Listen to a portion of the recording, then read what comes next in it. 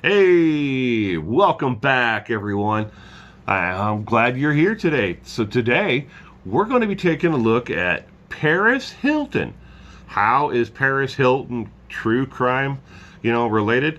Well, Paris Hilton has always been a travesty of society, and she's in the news. So, if she is in that way, in that form, and she also is out there speaking about reforms and when it comes to adolescent juvenile facilities that are for drug rehabilitation and for behavioral problems. Now, we all know that when it comes to those who commit serious crimes later in life, that a large majority of those who commit major crimes later on in life, by the time they reach their teens or adolescent years, they've already started to show the signs of going in the wrong direction. And these facilities are there to try to veer them off the path that they were on, in the direction that she, or other, young adults are going in. If you don't intervene at some point, they're eventually going to end up in the state prison system, where eventually, we're all going to be reporting on them and talking about them later on. But Paris Hilton, the super uber rich Paris Hilton, the heiress to the Hilton family fortune, Hilton hotel fortune. They own a lot more businesses and than they do just hotels. They're in a lot of different pockets. According to Forbes magazine, the Hilton family falls either number 11 or they fall number 16 on the list for the wealthiest families in America today. So they're up there in the billions. They're not worth the millions, they're worth the billions.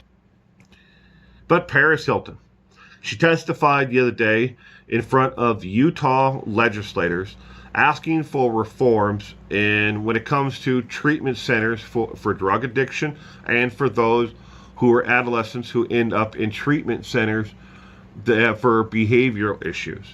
Now, I want to put all this in some type of context in a nice little box, and then you can set that aside over here to while you actually hear about what's going on. Paris Hilton first run-in with the law was at the age of 13. She had one at 13, she had one at 14, and she had one just before her 15th birthday. So boom, boom, boom. She was just clicking them off.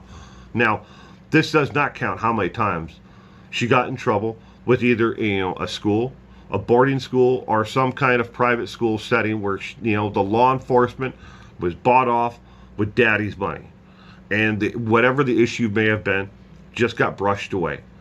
But clearly, there were a lot of things going on in her life at a very young age, where she something was the catalyst for it. If it wasn't alcohol, if it wasn't drugs, it was something. If something caused that, then that was the catalyst of it all. But something was there.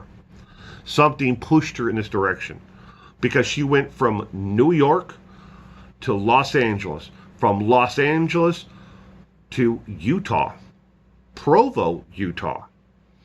If you're the uber super rich in this world, you don't pick up your children if they have alcohol and drug addictions and send them to Provo, Utah. That's not exactly the steps that you take to get them better. I'm sure there's some place that is like Betty Ford for the uber rich teenagers out there. I'm just not aware of it. But it's not in Provo, Utah. So she ends up at this treatment center in Utah. And this is her actual testimony in front of the Utah legislators the other day. I was verbally, mentally, and physically abused on an almost daily basis. I was cut off from the outside world, stripped of all my human rights. I was subjected to somebody watching me shower and to use the bathroom on an almost daily basis when I first arrived at this treatment center. Well, That's true. And a lot of that may have happened. And I'm sure, looking back on it, it was, hell on earth, as she also explained this center to be. That it was terrible. That there was nothing redeeming about it at all.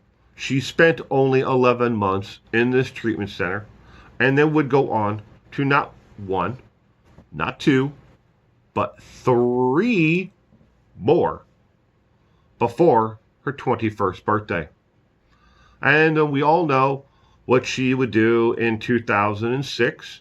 She was arrested for DUI and then subsequently arrested 3 additional times after that, driving without a license, without insurance, or any proof of actual registration in the vehicles that she was driving, under the influence of alcohol. In each one of those where she was arrested and booked on not having a driver's license, she refused to take any roadside sobriety test and was a basic jerk to the law enforcement agent who stopped her at that time. But that's beside the point. Again, put all that in this box over here for activities that she has done before this and then since afterwards. So, Paris Hilton, and I'm not victim blaming her. If these things really did happen to her, and I hope they didn't, there have been other allegations from this actual treatment center, from other people over the course of the last 25 years. Yeah, there are 6 total reports in 25 years from inmates or people who were forced to be there against their will, as they saw it, to that didn't like the staff. Somebody was mean to them. Somebody was harassing them. Someone was bullying them. These are all in the actual reports out there, along with the food not being to the quality standards that some people, who were there as, customers, inmates, whatever you want to call them, But the reports are out there. But nothing like this, what Paris had to say. But this all, looking at what she complained about, everything except for the mental and physical abuse, is pretty standard when it comes to a drug rehab center. A drug rehab center, they strip you of your outside communications. They don't want you calling up your dealer and having, drugs delivered to their front, gate of the facility. They don't want somebody dropping off alcohol or drugs or anything like that off on the grounds. So yeah, they cut off your communication to the outside world so they can actually get to you to break you down so they can find out what the issue is that's underlying, that's causing your addiction. This is what they do. This is why they're there. This is why they're good at what they do. And, for the human dignity, of having someone watch you while you shower or when you use the bathroom, well, they need to have somebody there to make sure you don't tamper or alter a drug analysis. So they need to watch you when you use the bathroom. And they also need to watch you to make sure you don't self-harm yourself. Especially, as she said, in the early going of the time when she entered into this facility.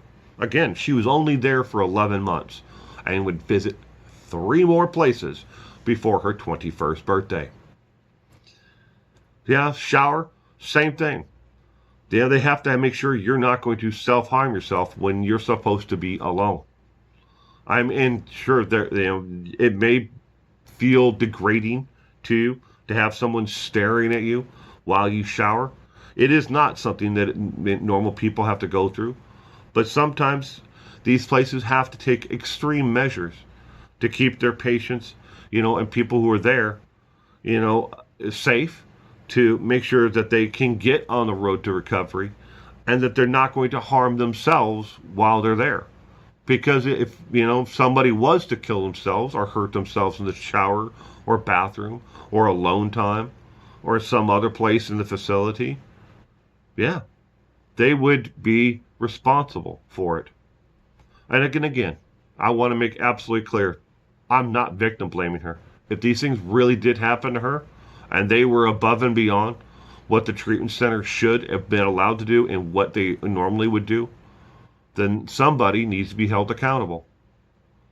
But I also want to point out that since Paris Hilton's 23rd birthday, she could have testified on the federal level when they were taking testimony in New York, not even 3 miles from where she lives.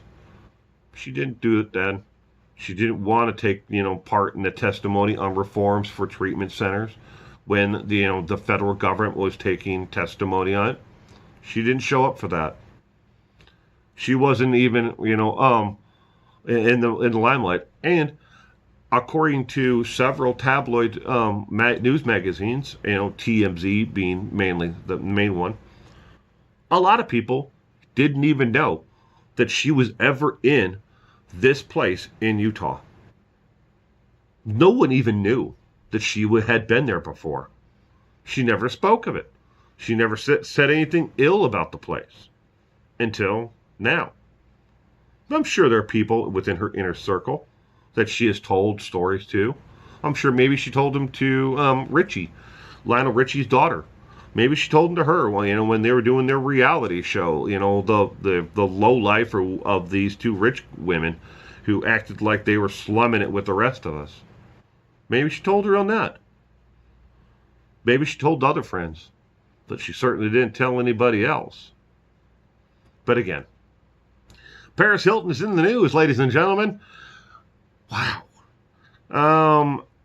So just as quickly as she faded away, she came right back into our lives to tell us about the horrific events of her life and her dependency when she was in one of these treatment centers, and how the state of Utah should set, new stringent manners on how they can treat, those who are being, there for drug rehab and behavioral problems.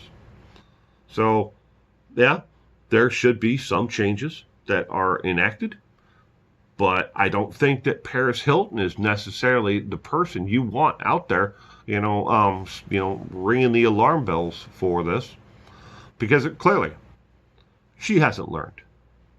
She didn't learn then. She didn't learn the next one, and the next one, or when she, after she got 21, she got arrested, and then she got, arrested again and again and again. The only thing she's doing differently now is she has a chauffeur that drives her everywhere, and she still parties it up and lives life at the highlights.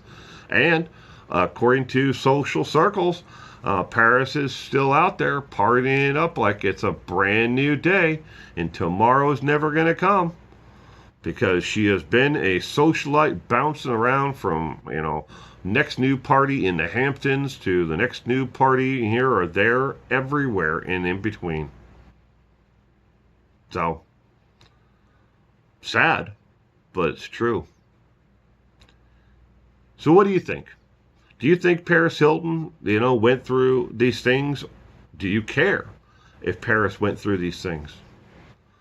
Do you think that we need reform when it comes to how people are treated in, treatment centers like this, either as a juvenile or as an adult?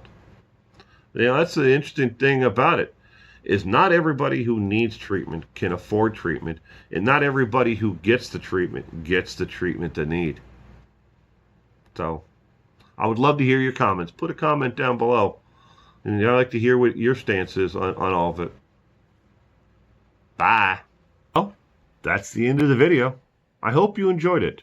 If you did, I would really appreciate it if you'd give this a thumbs up, and let YouTube and the algorithm know that you enjoyed this content.